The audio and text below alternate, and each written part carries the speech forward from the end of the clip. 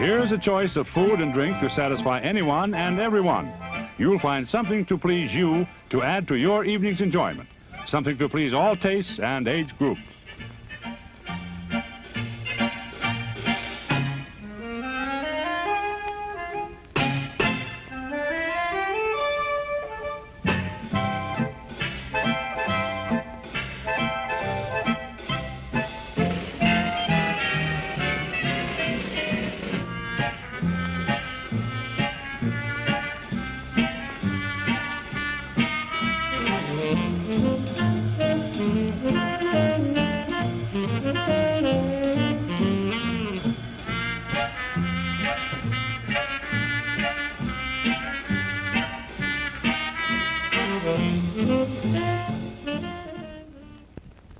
Welcome to episode 16, good grief, of the Silver Screen Scarehouse with Lisa and Linnie. I'm your host, Linnie, and with me, as always, is the brilliant Miss Lisa Fremont.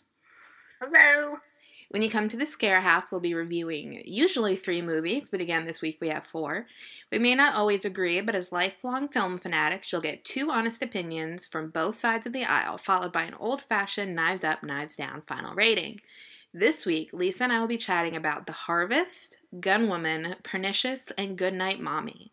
The first 3 are available on Netflix, and Goodnight Mommy is playing in select theaters now. So let's kick things off with The Harvest, starring Samantha Morton and the amazing Michael Shannon, who I have a raging crush on. A physician who keeps her dying son completely secluded becomes unhinged when she learns that her new neighbor has secretly befriended the boy. Now, Lisa, I know you have some mixed feelings on this movie, so I'm going to let you kick things off. I found it really boring and hard to get through, and I knew what was going to happen really soon, so I didn't care. It took me, I think, 4 sessions to get through this movie. And Samantha Moore, I mean, she's really, really scary and good, and I hated her a lot, which is a testament to how well she did, but I just hated her. Right. To the point where I didn't understand why I was spending time with her, and then I hated Michael Shannon for being such a namby-pamby stupid head. That is the word, I just called him a stupid head, because it was just stupid, and just, I don't know, it was just obvious to me what was happening, and I didn't care. And it took forever. I don't even want to, I just can't even be bothered. Yeah, it was pretty. Everybody did a great job. Whatever. See, tell me why you love it. Well, I mean, I don't love it is strong. I save love for epic movies, but I liked it. I did like it. I saw it a while before it was on Netflix. I think we got a screener ages ago.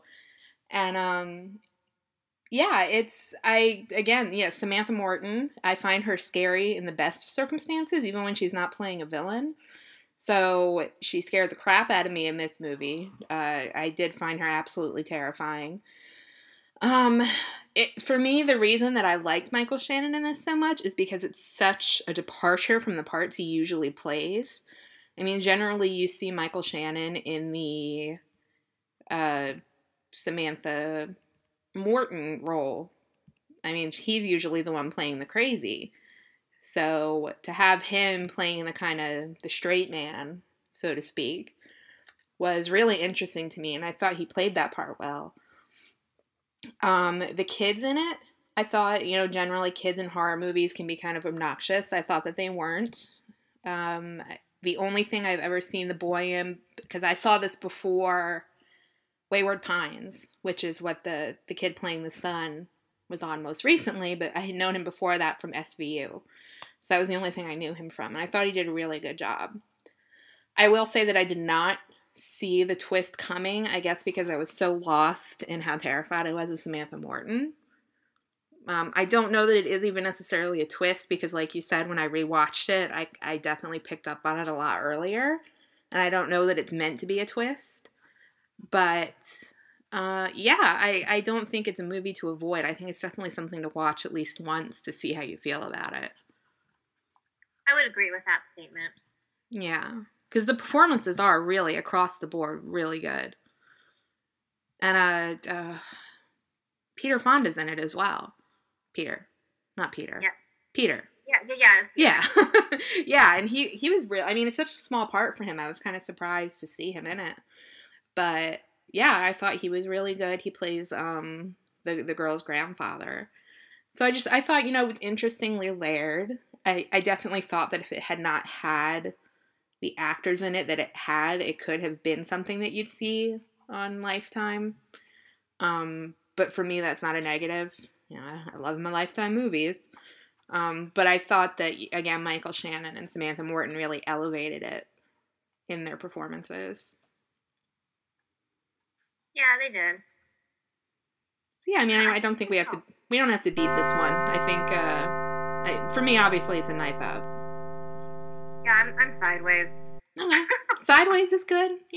Again, I think that's kind of the default for see it if you want to. Yeah, take it or leave it. Yep. So a movie we don't feel that way about is Goodnight, Mommy. Oh, Goodnight, Mommy. Let's see. I don't even want to try to pronounce anybody's name.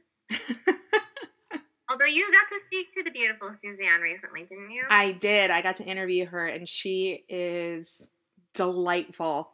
I can't wait for everybody to hear that interview. She is the sweetest thing ever, and I just want to squeeze her. I don't suppose you know how to pronounce her last name. I actually don't know either.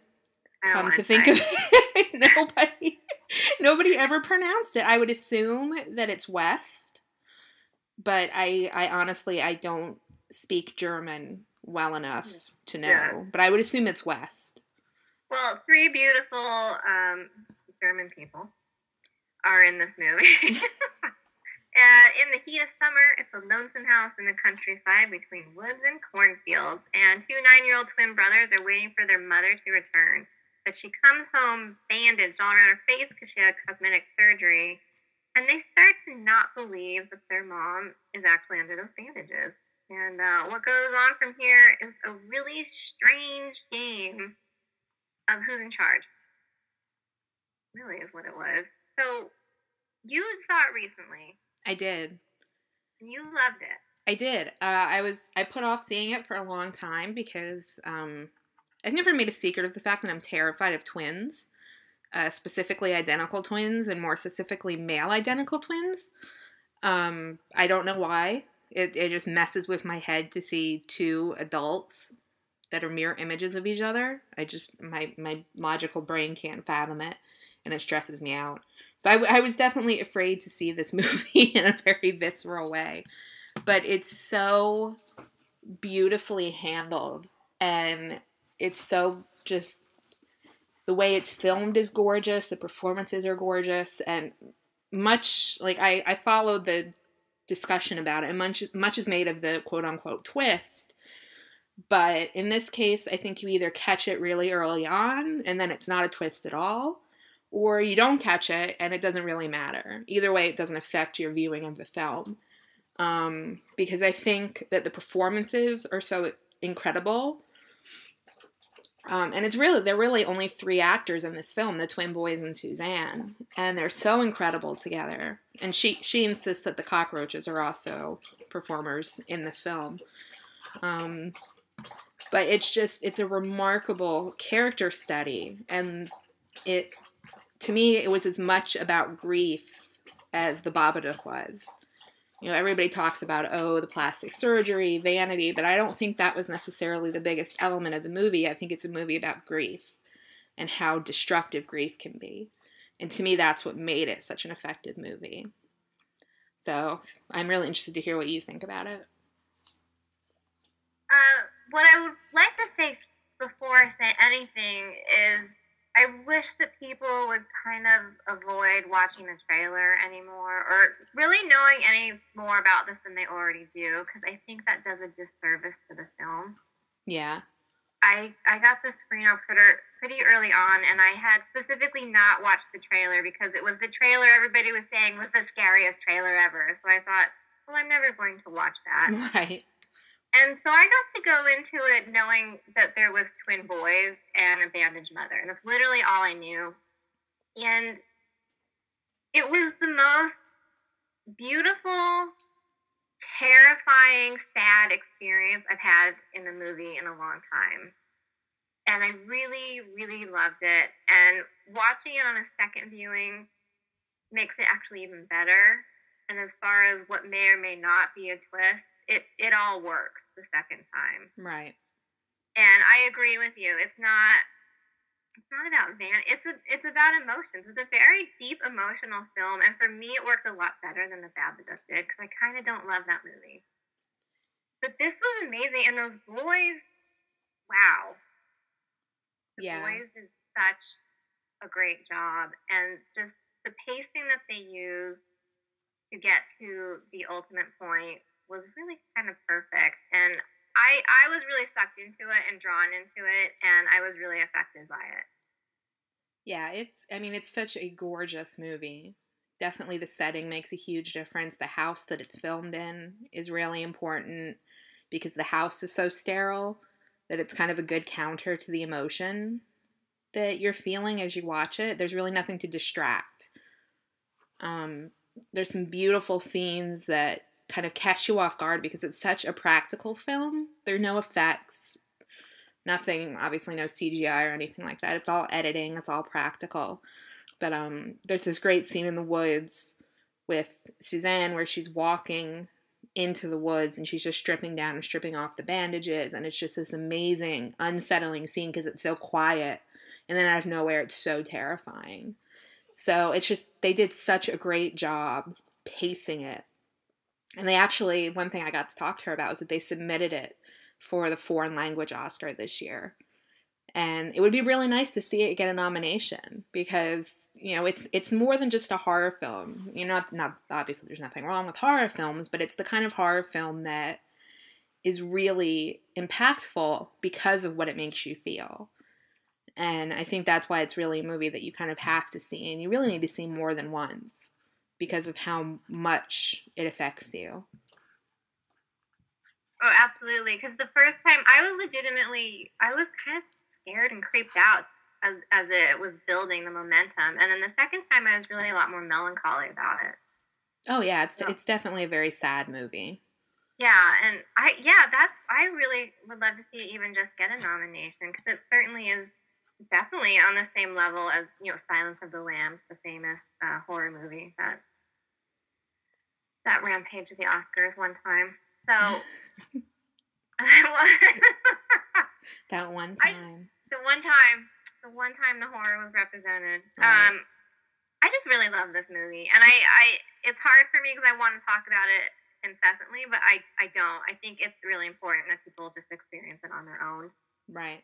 And however they take it. The one thing I will say is that if you have seen the trailer, I don't feel like the trailer actually gives all that much away.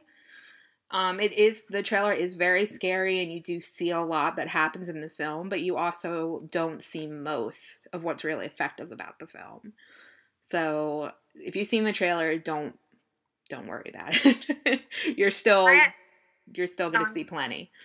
Yeah, no, I went back and watched it after I saw the film, mm-hmm. and my main issue with the trailer is I believe it presents a different film than what you're actually getting. Yeah, it definitely ups the horror factor. The trailer, I would say, also presents a little more body horror than I think that you're actually subjected to. Yeah. But it is, the body horror is definitely there. There are certain scenes that I cringed at. I think about it all the time now when I flock.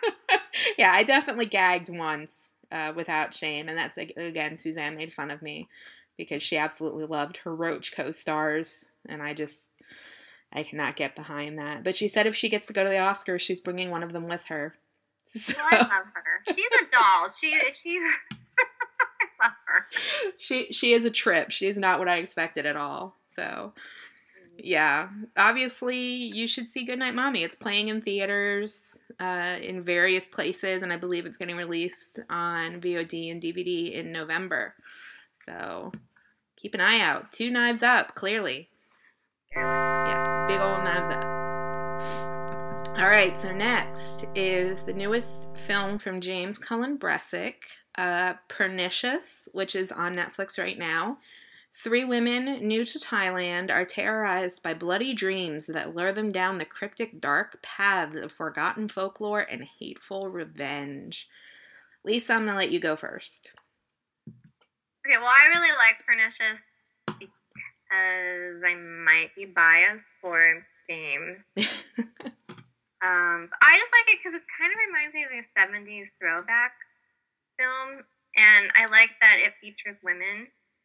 The women are the boss, and they're in charge, and you can also really clearly see his love of Eli Roth in this film, and we all know that I enjoy that man as well.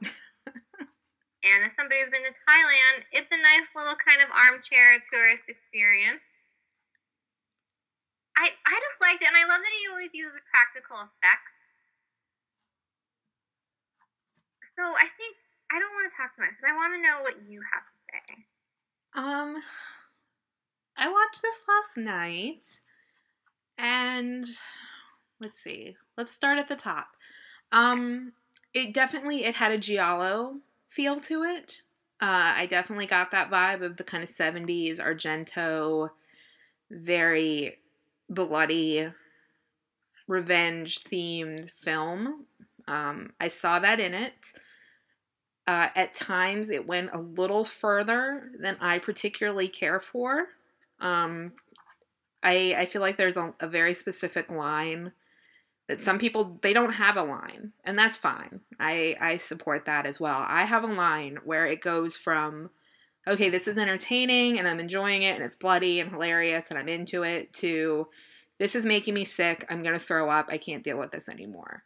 And it crossed that line almost immediately. There's a torture scene in the beginning. And not that I thoroughly enjoy seeing women in charge and taking the knives and doing all that kind of stuff, but there hasn't really been any setup at that point to establish why they're doing it. So you're kind of just thrown into this really graphic scene that features a man's eyeball being popped out and then force-fed to him. And that's my line. Very clear line. I'm gagging right now just thinking about it. And I was kind of on edge immediately because of that. Now, I appreciated the actual story once we got into it, the revenge element of it. I loved the setting was really beautiful. There was a lot going for it, but I still struggled with what it was trying to say. And then it got to a point where I felt like it was saying what Hostel was trying to say, which is, oh, you arrogant Americans coming here, acting all entitled. And again, I appreciate that message. It's something that needs to be said more often.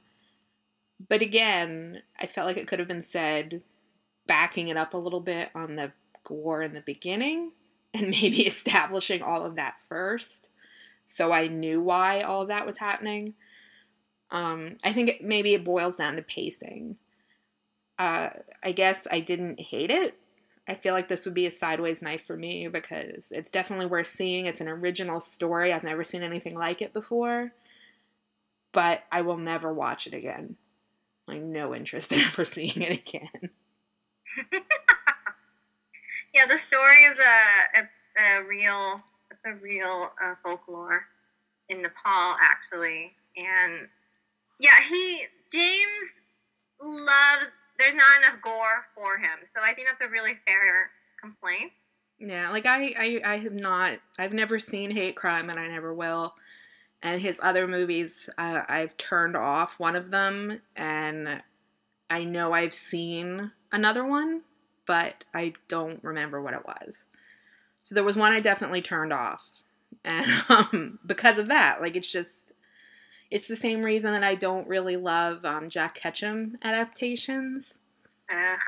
Like, it's too much. I feel like you go from a point where it's entertaining and it, like, kind of like the Dead Alive gore, where Peter Jackson's just having fun and throwing gore around, and it's amusing to, it's a little too realistic, and I don't understand why this is supposed to be entertaining me. It's just making me sick. And that's kind of where I was last night. If I had not already pitched to you, like, hey, let's cover this movie, I probably would have turned it off after that point. Because I was just, it was rubbing me the wrong way. I totally see that. And I think that's a good warning. It is really gory, and James loves gore. He will push it as far as he can, and sometimes it is disgusting, but I appreciate that he demands practical effects at all times when possible. I think there's only one digital effect in this film. I can't even remember. Huh? What was it? I don't even remember now. Just the gold girl. Oh, yeah. When she's traumatizing one of the girls in the bathroom. And that was the other thing. Like, there were certain scenes that just straight up reminded me of The Grudge. Like, I mean, The Grudge doesn't own its creepy Asian vibe, but there was that one particular scene where she's in the corner. Like, yeah. I'm like, oh, wow, okay, I've seen this before. Like, that just right away, it called to mind every other movie where I've seen the same thing. So, everything I had established up to that point made me think, wow, this is actually really original. I was like, again, thing in the corner, oh my god. The thing in the corner. But, I guess, if I had just stumbled upon it on Netflix, I think I would have felt a little more generous than you are right now. Yeah. So I just want to be really, candid with saying that I've been following Mr. Bressick's career, and you can see through every movie at how he matures every single time, and I find that to be really interesting. And he's always really just open to trying new stuff, and he is engaging with his crowd. And he's famous because of hate crime, which is unfortunate. Yeah. But, I mean, he made that movie based off of a personal experience that he had where he experienced, somebody being mean to him because he's Jewish. And I think that he has a lot to bring to the table and a lot to say, and he's just starting out, and I just feel like he's somebody to be constantly aware of. However, yes, he loves gore. He loves gore. So if you don't like gore, be careful. Yeah. Like levels of it. So then this is definitely, it's an 11. Yeah. Oh yeah. Yeah. It's, I hate saying torture porn, but that's kind of what it is.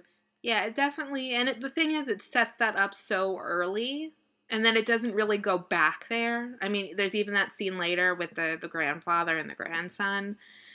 That even was not at that level as the very beginning. So if it had kind of eased me into it, I might have been more prepared, but because it just threw it right at me, I was not ready for it.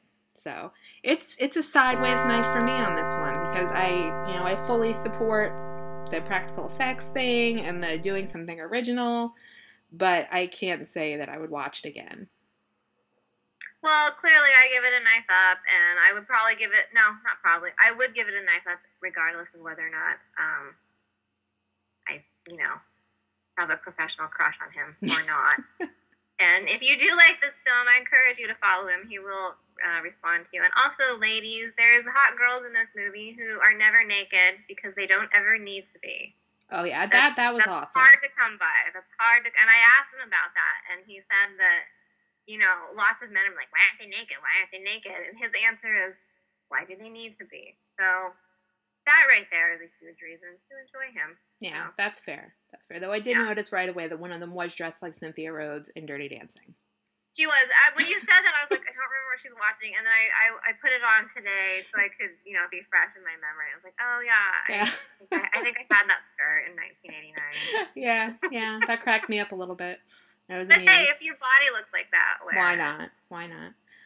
All right, we're going to wrap this up with a movie that I feel like Lisa and I are even now. Forever. Mm-hmm. Like, indefinitely even. Even though all due love to Joy, it wasn't either of our ideas. We're even forever because...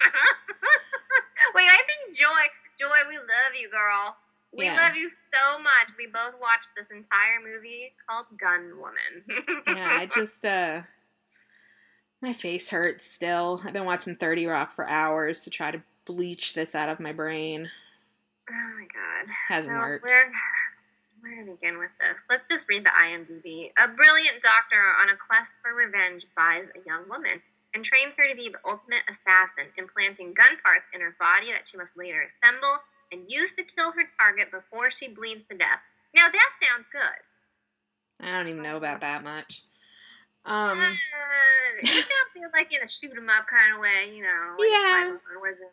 Yeah, I didn't read that until later. I saw that I was actually just messaging Kat while I was watching it because I had to keep getting up and walking away because I thought my face was going to burn up. I was getting a really bad headache.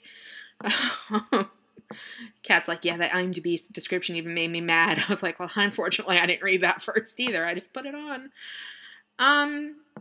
I wasn't averse at first. Like, at the very, very beginning, I thought it had a very Bring Me the Head of Machine Gun Woman vibe, which was a movie I really enjoyed earlier this year.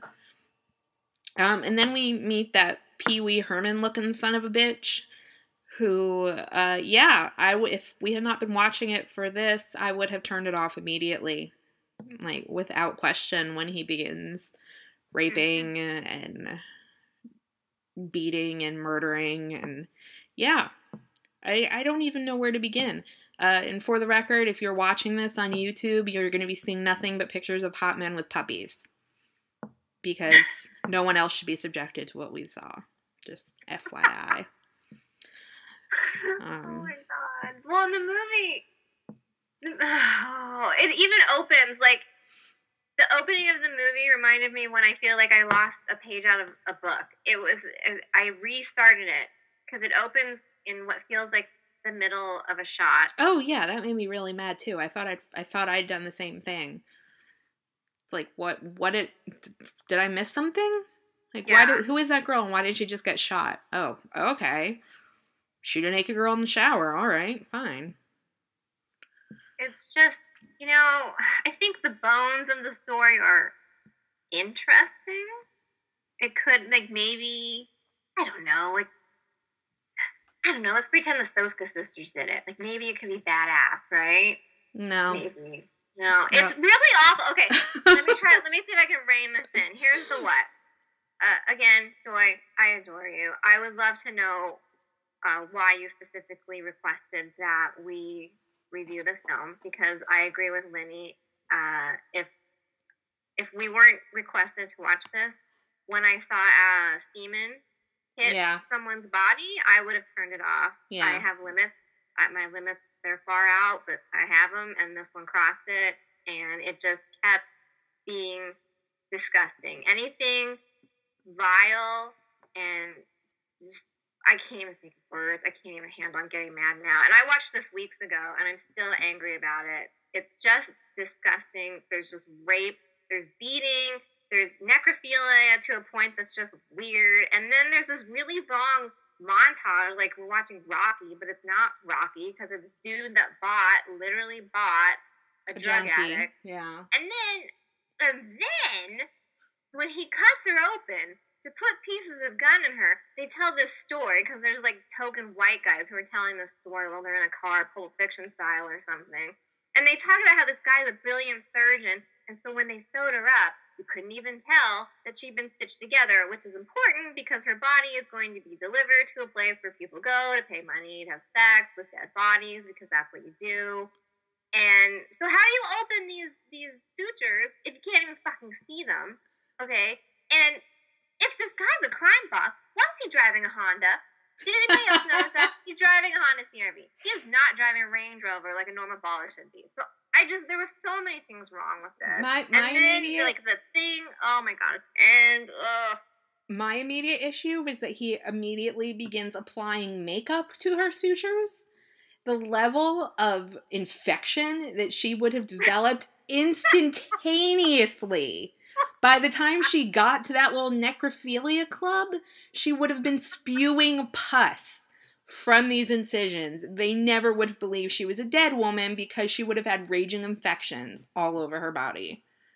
I feel like they were trying to find ways to make this humorous so it wasn't as serious. An interesting fact, There are no legitimate reviews of this movie on IMDb, but every review is from a man, and they all love it, which is mind-boggling to me. I can't even fathom that. Oh, it's so funny. Oh, it's so much fun. No. You dudes are fucked up. I'm putting that out there. The biggest issue I have with this is that this doctor wants revenge for his wife being beaten, raped, having her neck broken, and then cummed on after death. Legit. You deserve your revenge. Do it your goddamn self. Don't buy some junkie. Force her to endure the Apollo Creed training montage where the bitch can't even pick up a tire, which blew my mind. And then use her as a tool for your revenge, during which they had the balls that, unless I'm losing my mind, they were playing some fucked up version of Wild World, which is the most condescending song ever written. And by the time that she's running around being naked the whole time and shooting people and bleeding to death, having cut these gun parts out of her body, it's one thing on top of another of being obscenely offensive. And it's like nobody got it. Nobody saw how messed up this is. Like, oh, no, women are only good for two things, right, guys? Haha, wink, wink. Like, who thought that this movie was funny? That's a problem for me. There's nothing funny about this movie. It was supposed to be funny. Was that my problem? I don't know. That's what these reviews from these random guys on IMDb were claiming. I mean, we're not talking like Variety or The Hollywood Reporter or Entertainment Weekly. We're talking random blogs that I've never heard of before. But they're all claiming like, oh, it's a winking homage and blah, blah, blah. And this actress who I apparently was in Zombie-Ass Toilet of the Dead as zombie number 1 also has starred in such gems as Zombie Rape or something like, Rape Zombies, Lust of the Dead, 2, 3, 4, 5, and 6. So obviously she doesn't have a ton of respect for herself because either that or she's completely clueless and doesn't speak English and they just have her be in these movies and don't explain to her what they are, which is even worse. Like, I could not fathom what was going on in this movie and the fact that people found it amusing. See, I'm really glad that you are as incensed as I was, because I really was starting to think that maybe personal experience that I'd had that week was coloring my response to it.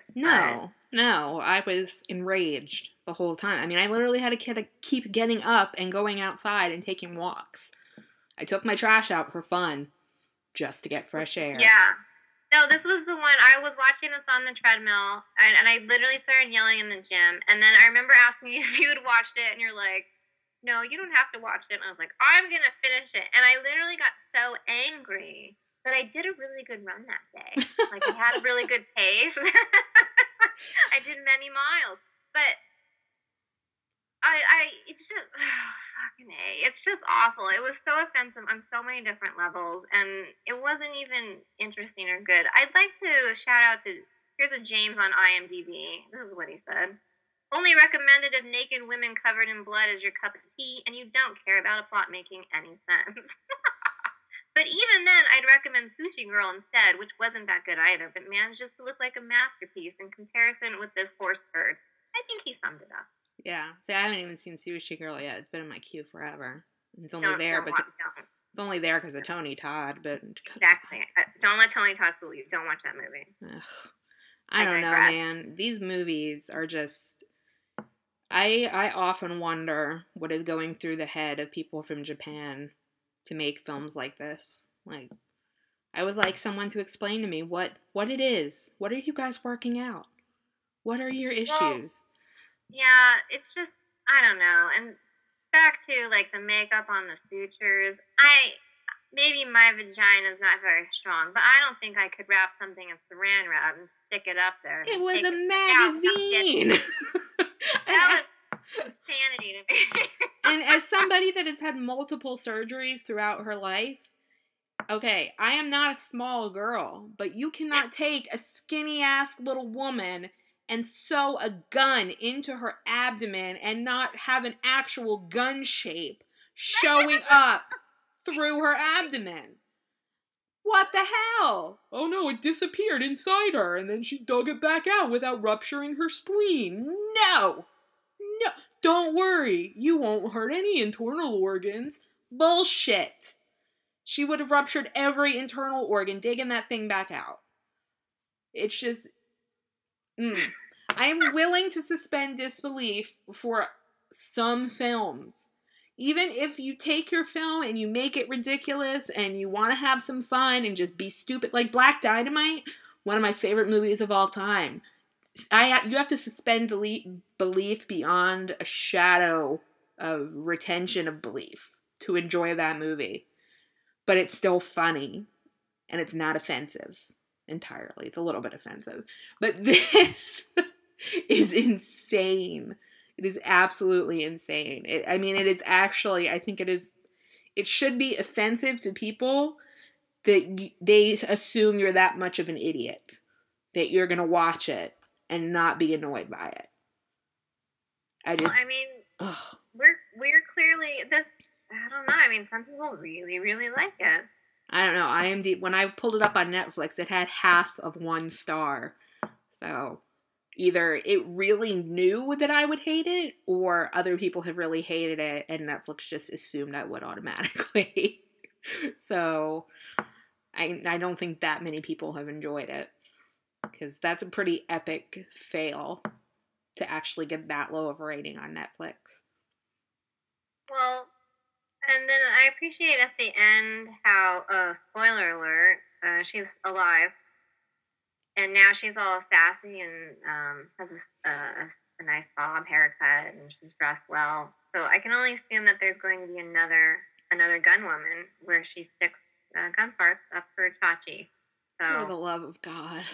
We'll be watching that, right? Yeah. Donate that money to a charity and just leave us alone. There's so many worthy charities that could use the money that they're wasting on that movie. Yeah, beyond being offensive, it's just it's a silly plot, and it's poor acting, and it's a waste of time. Yeah, but if you want to see what Pee Wee Herman would do if he was into necrophilia and Asian, by all means. What a stuff. Yeah, I was so offended by that. Anyway, so I think clearly... What are we giving this? Rage faces. Rage faces. I like 2 rage faces, yeah. So... Well, this has been an enlightening episode of the Scarehouse. Thank you for joining us, Darklings, for episode 16. If you'd like to chat with us about any of the movies we reviewed today, except for Gun Woman, because we're never talking about it again, you can find Lisa on Twitter. I'm at LCFREMONT. And I am Linnie Loohoo, LINNIELOOWHO. If you have a movie you'd like for us to queue up in the Scarehouse, drop us a comment below or let us know on Twitter. Stay stabby, kids.